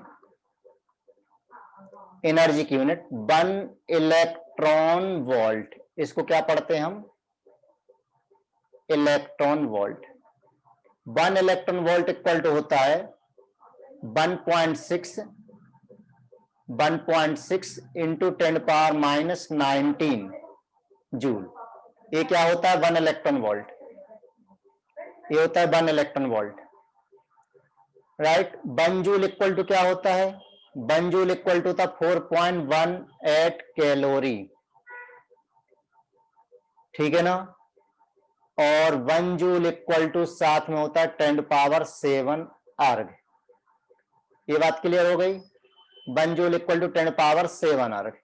अब अगर इसमें एनर्जी को तीनों कंपेयर करना हो तो हम कैसे कंपेयर करें, कंपेयर कर सकते हो, सबसे बड़ी यूनिट कौन सी हो जाएगी आपकी, कैलोरी, ठीक है ना।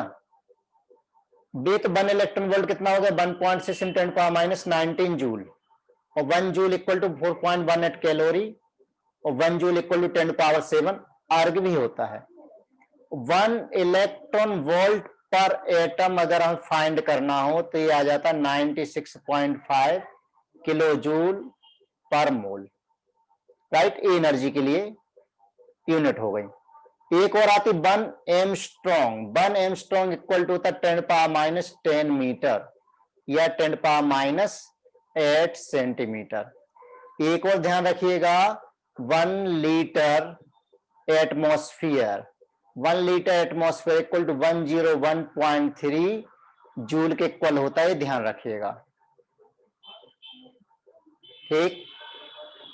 इतना क्लियर हो गया। अब बच्चों नेक्स्ट पॉइंट पर आते हैं हम, किस पर, सिग्निफिकेंट साइंटिफिक नोटेशन, उस पर आते हैं। साइंटिफिक नोटेशन, और इसी को हम कहेंगे स्टैंडर्ड नोटेशन। तो ये नोटेशन क्या है, क्यों यूज किया जाता है। जैसे अगर हम एवोगैड्रो नंबर ले लें तो एवोगैड्रो नंबर की वैल्यू होती है 602 200 000 000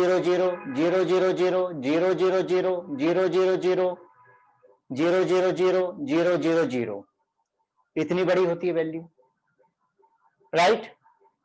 इसी तरीके से हम प्रोटॉन के मास की बात करें तो प्रोटॉन का मास कितना, 1 2 3 4 5 6 7 8 9 10 11 12 13 14 15 16 17 18 19 20 21 22 23 इतने ग्राम। तो देखिए पहला वाला नंबर बहुत बड़ा है, दूसरा वाला नंबर बहुत छोटा है। तो अगर ऐसे 8-10 नंबर को मल्टीप्लाई प्लस या माइनस करना पड़े तो सोचिए एक लाइन में तो आपका एक ही नंबर आएगा। तो ऐसे नंबर को रिप्रेजेंट करने के लिए हम साइंटिफिक नोटेशन का सहारा लेते हैं, चाहे नंबर कोई सा बड़ा हो या छोटा हो। तो बहुत बड़े या बहुत छोटे नंबर को हम साइंटिफिक या स्टैंडर्ड नोटेशन में रिप्रेजेंट करते हैं। तो स्टैंडर्ड नोटेशन क्या होता है, वो होता है n × 10⁻n। n को हम कहते हैं डिजिट टर्म, और इसको बोलते हैं एक्सपोनेंट टर्म। तो n की वैल्यू प्लस माइनस इंटीजर कुछ भी हो सकती है। और डिजिट टर्म में क्या होता है, डिजिट टर्म क्या होता है 1 पॉइंट से लेकर के 9.9 तक कोई भी वैल्यू हो सकती है। यानी इसमें सब ज्यादा नहीं, हम मुझे क्या करना है, सिंपली स्टैंडर्ड नोटेशन में हमें क्या करना है, एक नॉन जीरो डिजिट के बाद डेसिमल लगाना है, बाकी जितने भी जीरो हो 10 की पावर में रख देना है। जैसे इसको देखिए, अब यहां पर डेसिमल कहीं लगा हुआ तो डेसिमल को मैं यहां मान लेता हूं कि यहां डेसिमल है। तो इस डेसिमल को अब कहां लाइए, इसको 1 2 3 4 5 6 7 8 9 10 11 12 13 14 15 16 17 18 19 20 21 22 23 यानी 6 के बाद यहां पर लाइए। तो कितने प्लेस लेफ्ट में लाए, 23 प्लेस लेफ्ट में लाए तो 10⁻23। तो डेसिमल अगर नंबर 1 से बड़ा है, 1 से बड़ा है, तो अगर हम डेसिमल को राइट टू लेफ्ट लाते हैं तो क्या होती है, पावर पॉजिटिव होती है। और नंबर 1 से छोटा है, 1 से छोटा है, तो फिर क्या करते हैं हम उसको डेसिमल को क्या करते हैं, नहीं इसमें लेफ्ट टू राइट लेकर के आए, लेफ्ट टू राइट लेकर के आए, अगर नंबर 1 से छोटा हो तो कहां से कहां लेकर के जाना हमें?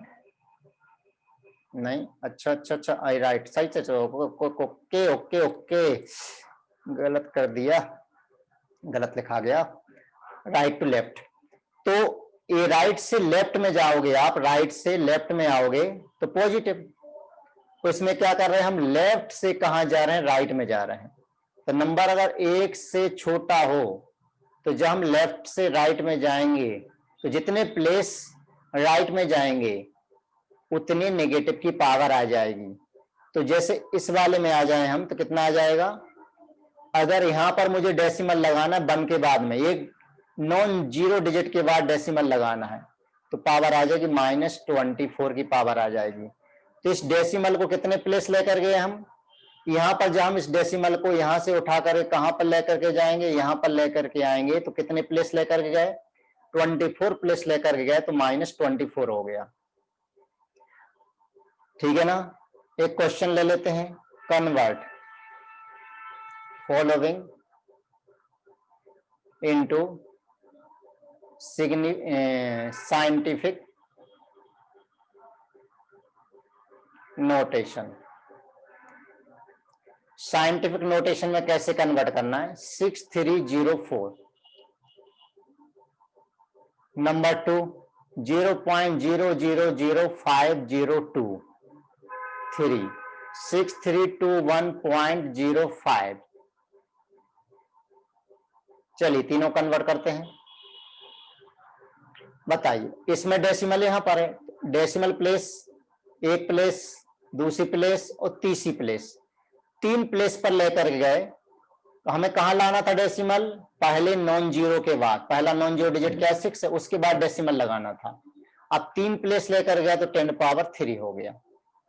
इसमें क्या करेंगे हम, ये डेसिमल यहां पर है तो 1 2 3 4 यहां पर लेकर के आएंगे तो ये जगह 5 के बाद डेसिमल, फिर 02 है, कितनी प्लेस लेकर के आए, 1 2 3 4 प्लेस लेकर के आए तो 10⁻⁴ हो गया, क्योंकि नंबर छोटा है।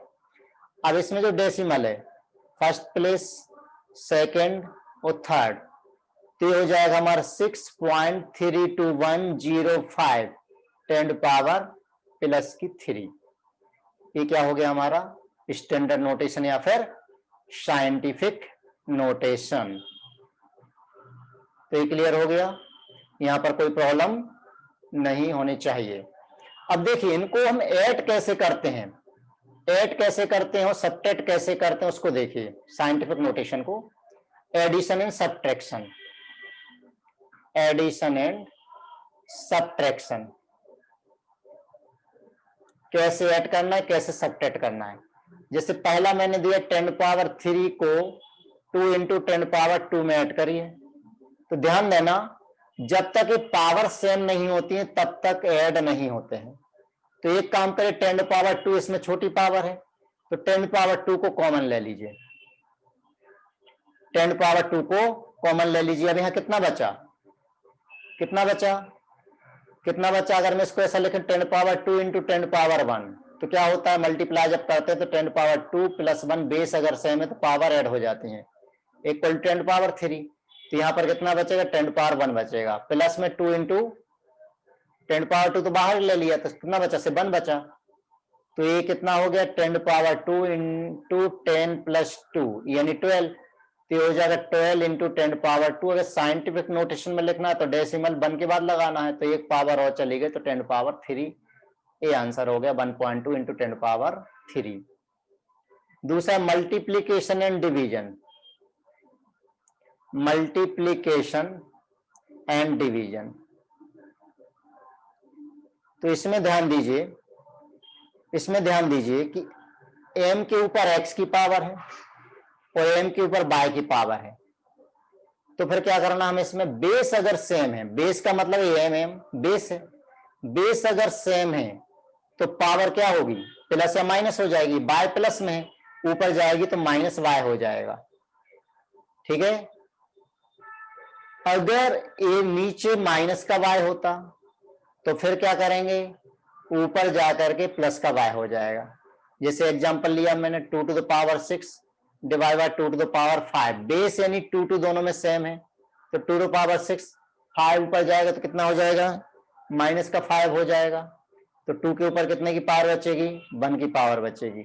इस तरह से 2 to power 5 by 2 to power -6 ले लें, तो -6 ऊपर जाएगा तो प्लस का 6 हो जाएगा। तो 2 टू पावर कितना हो गया, 11 हो गया।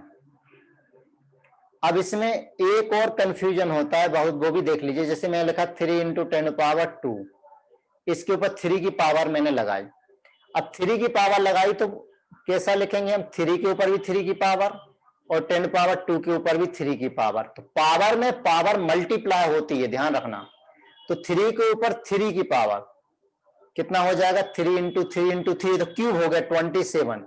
लेकिन ये क्यूब नहीं कहलाएगा, ये क्या होगा, 10 पावर 2 इंटू 3, तो ये हो जाएगा 27 इंटू 10 पावर 6 हो जाएगा, राइट। फिर से समझिए, जैसे m के ऊपर x है, उसके ऊपर मैंने y की पावर लगाई, तो क्या होगा, x इंटू वाई हो जाएगा। तो पावर में पावर मल्टीप्लाई होती है, पावर में पावर मल्टीप्लाई होती है। अब यहां पर देखिए, जैसे मैं लिखा m to the power x into m to the power y, base दोनों में सेम है, सेम है तो फिर पावर ऐड हो जाएंगी, m to the power x plus y हो जाएगा। या पर m to the power x into m to the power -y है, तो हो जाएगा m to the power x और -y, यानी ऐड हो गया। अब साइन माइनस था तो माइनस ही हो गया, ठीक। तो अगर क्वेश्चन दिया हुआ है कि 10 पावर 3 डिवाइड बाय 10 पावर -5, इसकी वैल्यू क्या होगी, तो -5 ऊपर जाकर के प्लस का 5 हो गया, 10 पावर 8 हो गया, ठीक है। अगर ऐसा दिया 10 पावर 3 बाय 10 पावर -5 के ऊपर 2 की पावर है, तो पहले तो ब्रैकेट को ओपन कर लीजिए, -5 ऊपर गया तो प्लस का 5, ब्रैकेट ऊपर पावर 2 की है। अब 10 पावर 8, पावर कितने की, 2 की है, तो 8 का स्क्वायर नहीं कर देना, नहीं तो 8 यानी आप 10 पावर 8 जा, ऐसा मत कर देना, स्क्वायर मत कर देना कि 64 मत कर देना, गलत हो जाएगा। क्या करना है, बल्कि 10 पावर 8 पावर में पावर मल्टीप्लाई होती है, तो ये कितना हो गया, 16। हाँ, अगर ऐसा दिया होता, अगर ऐसा दिया होता कि 8 into 10 power 8 to the power 2, तो यहां पर भी देखिए 8 के ऊपर कुछ नहीं, मतलब 1 की पावर है, तो हम क्या करते हैं, 8 के ऊपर 1 की पावर में 2 इंटू 10 पावर 8 इंटू 2, तो अब बताइए कितना हुआ, 8 के ऊपर कितने की पावर होगी, 2 की पावर, 10 के ऊपर कितने की पावर होगी, 16 की पावर, 8 के ऊपर 2 की पावर का मतलब 64 इंटू 10 पावर 16 होता है। अब एक और बहुत ही इंपॉर्टेंट, जैसे मैं लिया 10 पावर 3 इंटू लिया 10 पावर -3, चलिए ऐड करें तो 10 पावर 3 और -3 कितना होगा, 10 के ऊपर 0, 10 के ऊपर 0, किसी के ऊपर 0 की पावर हो उसकी वैल्यू 1 होती है।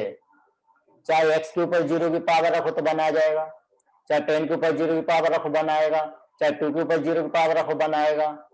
अब ये क्यों बता रहा हूं, इसलिए बता रहा हूं, सपोज कीजिए कि मैंने आपको क्वेश्चन दिया, कंपैरिजन करना है आपको। यहां पर दिया 1/2 टू द पावर 3 दिया हुआ है, 1/2 टू द पावर 3 दिया हुआ है। अब यहां पर मैं ले लेता हूं कितना, 1 ले लेता हूं, ठीक है। यहां 1 ले लेता हूं, एक मिनट, मुझे क्या पूछना आपसे, ठीक है। 1 के ऊपर कितने की पावर ले लूं, मैं जो पूछना चाह रहा हूं, यहां n ले लेता हूं, n। अब मुझे इसको कंपेयर करना है, n की वैल्यू निकालनी है। चलिए n की वैल्यू कैसे निकालें, तो भाई जब हम ऐसे क्वेश्चन को कंपेयर करते हैं तो 1/2 द पावर n, तो यहां भी 1/2 ही होना चाहिए। अब 1/2 कैसे लिख दूं, यहां तो पहले 1 लिखा हुआ है, जब 1 लिखा था तो 1/2 को मैं कैसे लिख दूं, तो है मालूम है कि 1/2 अगर लिख भी दे और पावर 0 की है तो उसके वैल्यू तो 1 ही होती है, वैल्यू तो 1 ही होती। तो अगर हम इसके ऊपर 0 की पावर लगा दें तो जब सॉल्व करें तो 1 ही आएगा ना। अब कंपेयर करेंगे तो 1/2 इक्वल है, तो n को कंपेयर कर लेंगे तो n की वैल्यू कितनी आ जाएगी, 0 आ जाएगी। तो अगर एक कॉन्सेप्ट नहीं मालूम तो आप क्वेश्चन तो सोल्व कर लोगे, लेकिन फाइनली आंसर लेके नहीं आ पाओगे। इतना क्लियर हो गया, ठीक। अब नेक्स्ट पॉइंट पर आते हैं हम, कौन सा, significant figure.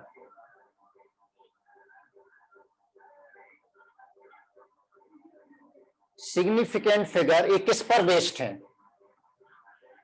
Based on least based on least count of instrument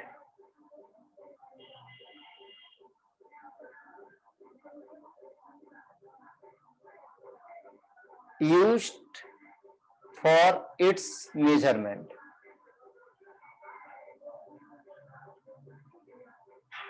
इस पर बेस्ड है। अब सिग्निफिकेंट फिगर की डेफिनेशन क्या है?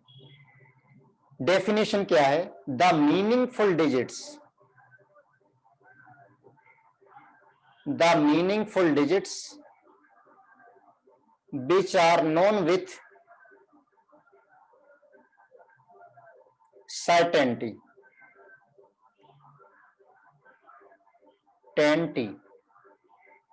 is called significant figure. तो वो डिजिट जो सर्टेनिटी के साथ हमें मालूम होते हैं वो क्या कहलाते हैं? Significant figure. तो इसको कैलकुलेट करने के लिए कुछ रूल्स होते हैं। कोई रूल्स आपसे नहीं पूछे जाते एग्जाम में, सीधा पूछा जाता है सिग्निफिकेंट फिगर कैलकुलेट करो। तो जितने भी नॉन जीरो डिजिट्स हैं, ऑल नॉन जीरो डिजिट्स, ये क्या है? Are significant. सारे के सारे नॉन जीरो डिजिट सिग्निफिकेंट है। जैसे मैंने डिजिट लिए 1 2 3 6 7 8, कितने डिजिट है टोटल? काउंट करो। 1 2 3 6 नंबर का 4 5 6, टोटल 6 डिजिट है। तो सिग्निफिकेंट फिगर कितने हो गए? 6 हो गए, राइट। जितने भी नॉन जीरो डिजिट्स हैं वो सब सिग्निफिकेंट है।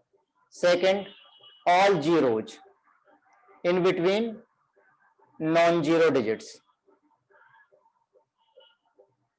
Are significant figure. जैसे 1 0 2 3 0 5 0 0 6, नॉन जीरो के बीच में जीरो है क्या? बिल्कुल है। काउंट करो कितने हैं सिग्निफिकेंट फिगर? 1 2 3 4 5 6 7 8 और 9, टोटल 9 डिजिट है। तो आंसर हो गया 9 सिग्निफिकेंट फिगर। ये क्लियर हो गया? तो जीरो नॉन जीरो सिग्निफिकेंट है, और जो नॉन जीरो के बीच में जीरो है वो भी सिग्निफिकेंट है। अगर नंबर 1 से छोटा हो तो क्या? In a number less than 1, all zeros to the right of decimal point are right of decimal point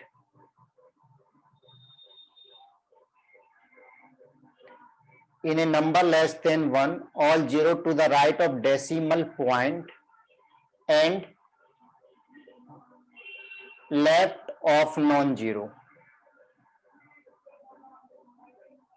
digit are not significant,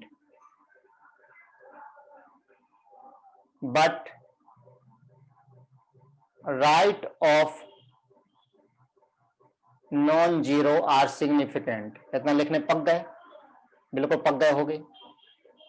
चलिए, पकते नहीं अपन, कच्चे रहते हैं, समझिए कैसे। अरे सिलेक्ट हो भाई। 0.0000500। अब इसमें देखिएगा, ए डेसिमल है, डेसिमल के राइट है, ये नॉन जीरो है, नॉन जीरो के लेफ्ट है, और नॉन जीरो के राइट है। तो क्या बोला है कि डेसिमल के राइट लेकिन नॉन जीरो के लेफ्ट, ये सिग्निफिकेंट फिगर नहीं है। लेकिन नॉन जीरो के राइट वाले जीरो क्या है? सिग्निफिकेंट फिगर है। तो टोटल सिग्निफिकेंट फिगर कितने हो गए? 5 तो नॉन जीरो डिजिट है, वो तो सिग्निफिकेंट है, और बचे हुए 2 वाले ए जीरो भी सिग्निफिकेंट है। तो टोटल 3 सिग्निफिकेंट फिगर यहां पर हो गए। 0.0050 कितने सिग्निफिकेंट फिगर हो गए? टोटल 2 सिग्निफिकेंट फिगर हो गए। 0.005 कितने सिग्निफिकेंट फिगर हैं? ये वाले जीरो सिग्निफिकेंट नहीं है, ये वाले ही नंबर ही सिग्निफिकेंट है। 1 सिग्निफिकेंट फिगर हो गया, राइट। लेकिन नंबर अगर 1 से बड़ा हो तो फिर क्या हो सकता है, राइट वाले 0 सिग्निफिकेंट हो भी सकते हैं और नहीं भी हो सकते हैं। तो 4 पॉइंट ले लेते हैं। If number is greater than 1 then zeros to the right of non-zero digit are digit may or may not be significant। कैसे, जैसे एग्जाम्पल लिया 12500, कुछ ही मेंशन नहीं किया है, तो सिग्निफिकेंट फिगर कितने कहलाएंगे, सिर्फ 3। ए वाले 0 सिग्निफिकेंट में काउंट नहीं होंगे। लेकिन ऐसा लिखा है 12500, डेसिमल लगा हुआ है, यहाँ डेसिमल लगा दिया है। अब कितने सिग्निफिकेंट फिगर हो गए, 5। 12500 उसके बाद फिर डेसिमल के बाद 0 लगा दिया है, तो टोटल 6 और कर दें 12500.00, कितने हो गए, 7। ये ध्यान रखना है। तो ऐसे केसेस में हम इसको स्टैंडर्ड नोटेशन में लिखते हैं। तो अगर हम इसको स्टैंडर्ड नोटेशन में लिखेंगे तो कैसा लिखेंगे, 1.25 00 लिख सकते हैं क्या, पावर कितने गई, 4। तो सिग्निफिकेंट फिगर कितने हो गए यहाँ पर। अब डेसिमल के बाद नॉन जीरो के राइट वाले सारे जीरो क्या हैं, सिग्निफिकेंट, तो टोटल 5। लेकिन अगर मैं इसको ऐसा लिखूं, एक ही जीरो लगाऊं, तो सिग्निफिकेंट 4। अगर मैं जीरो लगाऊं नहीं तो सिग्निफिकेंट फिगर 3। ठीक है ना। इसलिए ध्यान दीजिए कि पावर को सिग्निफिकेंट फिगर में काउंट नहीं करते हैं। जैसे अगर पूछा जाए पाई में कितने सिग्निफिकेंट फिगर हैं, तो हम बोल देंगे इनफाइनाइट। ठीक है ना। और काउंटिंग नंबर जितने भी होते, counting numbers have infinite significant figure. जैसे एग्जांपल लिया मैंने 2 वॉल। अब 2 वॉल की बजाय मैं ऐसा भी लिख सकता हूं 2.0 वॉल, 2 सिग्निफिकेंट फिगर। 2.00 वॉल भी लिख सकता हूं, 2.000 वॉल भी लिख सकता हूं, कुछ भी लिख सकता हूं। यानी क्या हो गया, ये इनफाइनाइट सिग्निफिकेंट डिजिट्स इसके अंदर हो जाएंगे। अब यहां पर ध्यान रखना, change in unit of measurement, change in unit of measurement of A quantity, quantity को QTY लिख रहा हूं शॉर्ट में, does not change the significant figure. जैसे 3050 मीटर है, किलोमीटर में कन्वर्ट करोगे 3050, 3 पॉइंट डेसिमल है 050 किलोमीटर। सेंटीमीटर में 3.050 इंटू 10⁵ सेंटीमीटर। सिग्निफिकेंट फिगर सभी में कितने हैं, 4 सिग्निफिकेंट फिगर है। तो नोट का है पहला पॉइंट। दूसरा point, larger the number of significant figure of 10 in a measurement,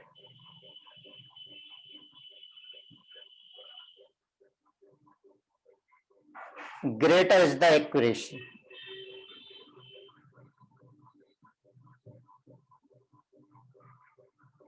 greater is the accuracy of measurement, उतने ही ज्यादा। The reverse is also true।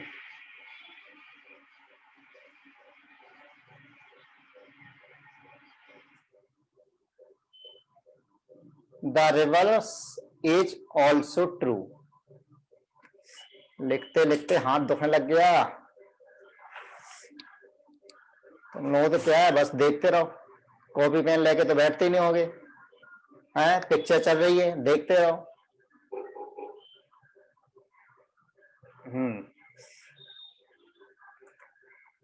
Last 10 minute का बचा हुआ है। लेक्चर बस कंप्लीट होने वाला है, थोड़ा और पेशेंस रखिए। Rounding off,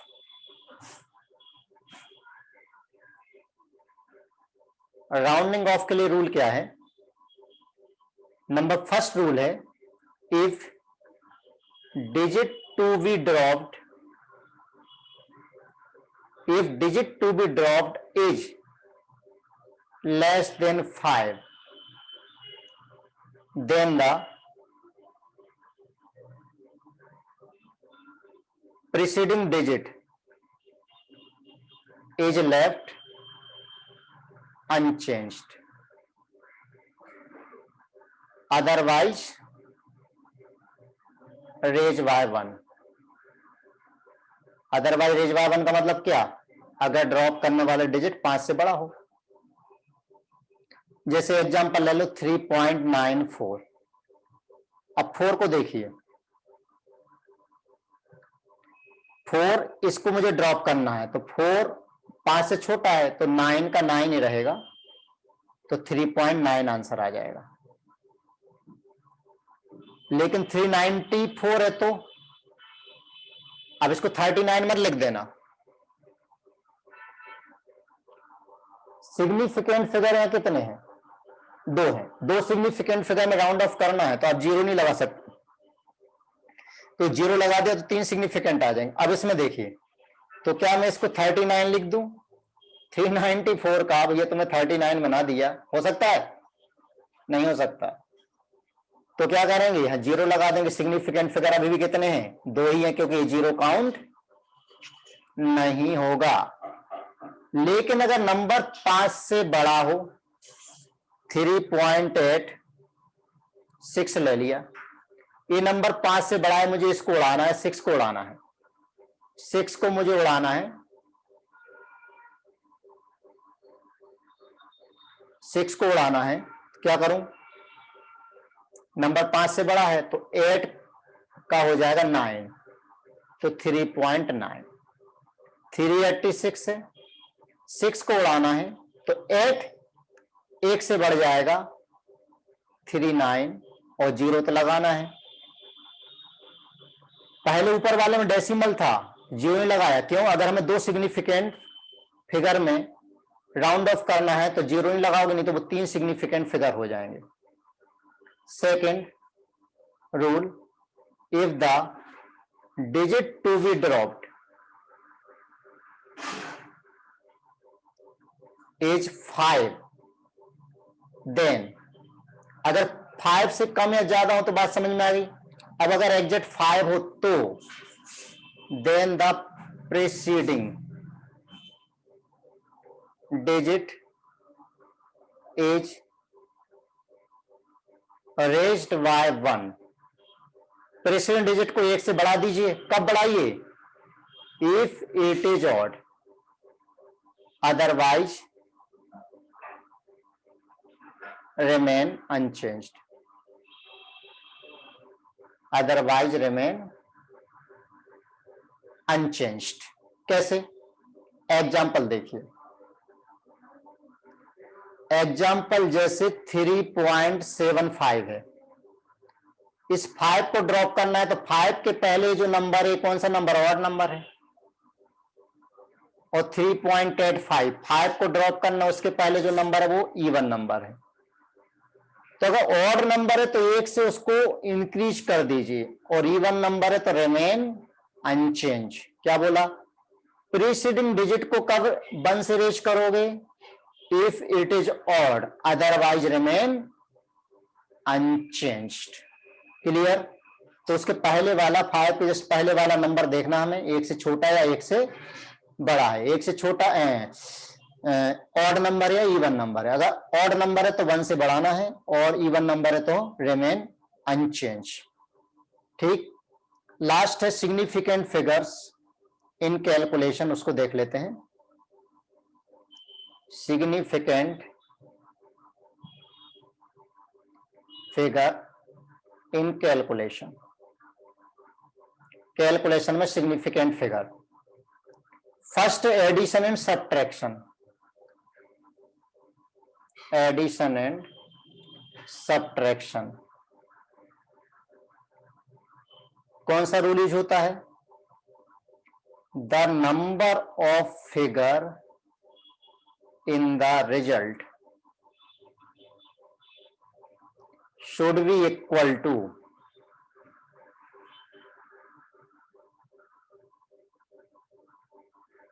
that of least after decimal point.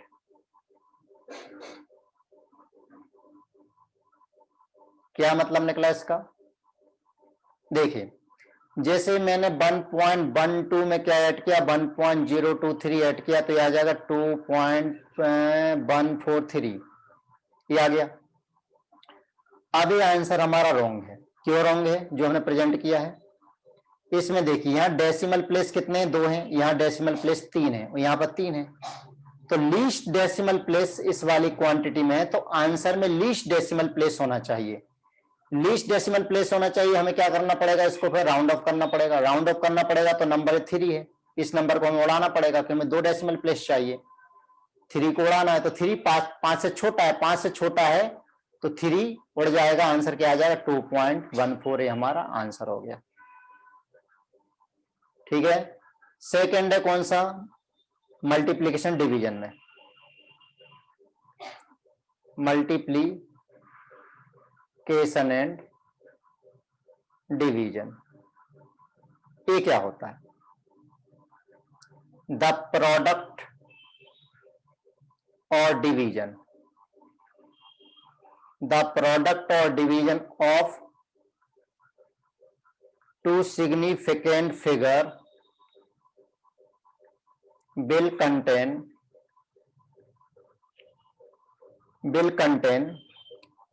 the significant figures equal to that of least। क्या मीनिंग इसका? देखिए, जैसे अगर मैंने मल्टीप्लाई किया 1.1 इंटू 1.23, चलिए मल्टीप्लाई करिए तो आ जाएगा 1.353, 1.353। ऐसा आंसर प्रेजेंट किया तो रॉन्ग है। इसमें हमें क्या देखना है? पहले वाले में क्या देखा था? लीस्ट डेसिमल प्लेस देखा था। यहां पर क्या देखा था? Least decimal place. यहां पे क्या देखना? Least significant figure. यहां सिग्निफिकेंट फिगर कितने? 2 हैं। यहां सिग्निफिकेंट फिगर कितने हैं? 3 है। तो लीस्ट कितने हैं? 2 हैं। तो आंसर में कितने सिग्निफिकेंट फिगर होने चाहिए? 2 होने चाहिए। यानी 5 और 3 को राउंड ऑफ करना है। राउंड ऑफ करने के लिए सीधे 5 पर आ जाए। 3 को राउंड ऑफ करोगे तो 3 मालूम है, 3 को हटाओगे तो 3 के पहले 3 छोटा है, 5 से छोटा है तो 5 का 5 ही रहेगा ये वाला। अब 5 को ड्रॉप करना है तो 5 के पहले जो नंबर है वो कौन सा है? ऑड नंबर है। तो ऑड नंबर है तो राउंड ऑफ करके वो 1 से बढ़ जाएगा। तो आंसर हो गया हमारा 1.4। ठीक है, ये क्लियर हो गया। तो यहां तक हमारा ये सब कंप्लीट हो गया है। आप थोड़े से क्वेश्चन ले लें। Question round up the following up to 3 significant figure. अब राइटिंग में मत जाना, लिख लिख करके हाथ दुखने लग गए हैं, नहीं तो राइटिंग देखो। 34.216, 10.4107, कुछ भी ले लो जो तुम्हारी मर्जी हो, 0.004597 और 42808। चलिए बताइए, ट्राई करिए। 3 सिग्निफिकेंट फिगर चाहिए, मतलब ये 2 नंबर उड़ाना है। तो 6 उड़ाएंगे तो ये नंबर 1 किससे बढ़ जाएगा? 2, 1 का हो जाएगा 2। तो पहले तो हो गया 334.22 हो गया, राइट। अब इस 2 को भी उड़ाना है। 2 5 से छोटा है, 5 से छोटा है तो उसके पहले वाला 2 ही रहेगा। तो आंसर हो गया 34.2। इधर आ जाए, हमें 3 नंबर को उड़ाना है। 7 5 से बड़ा है, 5 से बड़ा है तो ये 0 को हो जाएगा 1, तो 10.411 हो गया। अब 1 5 से छोटा है तो 1 का 1 ही रहेगा, और 1 भी 5 से छोटा है तो ये 4 का 4 ही रहेगा। तो आंसर हो गया 10.4। 3 सिग्निफिकेंट फिगर चाहिए, यहां तक ही चलेगा। 7 5 से बड़ा है तो 9 1 से बढ़ जाएगा, तो 9 का कितना हो गया 10 हो गया, 1 से बढ़ गया मतलब 10 हो गया। अब 10 हो गया तो कैरी कितना करेगा 1 कैरी करेगा, तो 1 जब इसमें ऐड होगा तो 5 का हो जाएगा 6, तो 0.0046 और कितना 0। कैसे, फिर से देखिए 0.004597, इस 7 को आप उड़ाओगे तो ये कितना हो गया 9 का हो गया 10 का 1 कैरी करके आप 5 में ऐड करोगे तो 5 कितना हो गया 6, और 10 का यहाँ कितना बचा 0 और ये 4, तो ये कितना हो गया 460। अब यहाँ पर बताइए 2808, अगर हम 8 को हटाते हैं तो 0 कितना हो जाएगा, बढ़ जाएगा 1 हो जाएगा 281, कितना रहने दे ना नंबर क्या है 2808, डेसिमल नहीं लगा हुआ है, तो अब यहां पर हमें 0 लगाना पड़ेगा। ये बात क्लियर हो गई, कोई डाउट नहीं तो कोई बात नहीं। Question, calculate significant figure in the first Avogadro number. कितने सिग्निफिकेंट फिगर, सेकंड पाई की वैल्यू, थर्ड 0.025, फोर्थ 208, फिफ्थ 5005, 125.000, 0.0025000। बताइए आंसर्स। पावर सिग्निफिकेंट में काउंट नहीं होती है तो सिर्फ 4 सिग्निफिकेंट फिगर होंगे। पाई की वैल्यू इनफाइनाइट हो सकती है, 3.14, उसके आगे कुछ भी नंबर हो सकता है। यहाँ पर कितने हैं 2 हैं, ये कितने हैं 3 हैं, ये टोटल कितने हैं 4 हैं, ये 3AB और 3AB टोटल काउंट हो जाए, क्यों नंबर 1 से बड़ा है तो डेसिमल के बाद के सारे 0 सिग्निफिकेंट है, नंबर 1 से छोटा है ये वाले 0 सिग्निफिकेंट नहीं, ये वाले सारे सिग्निफिकेंट हैं, तो आंसर हो गया हमारा 5। ठीक बच्चों, तो यहां तक हमने सारी चीजें देख ली हैं। अब अगले लेक्चर में हम बात करेंगे लॉ ऑफ केमिकल कॉम्बिनेशन। तो यहां तक आप अच्छी तरह से इसको रिवाइज कर लीजिएगा, तैयार कर लीजिएगा, क्वेश्चंस कर लीजिएगा, राइट। तो मिलते हैं नेक्स्ट लेक्चर में। Have a nice day.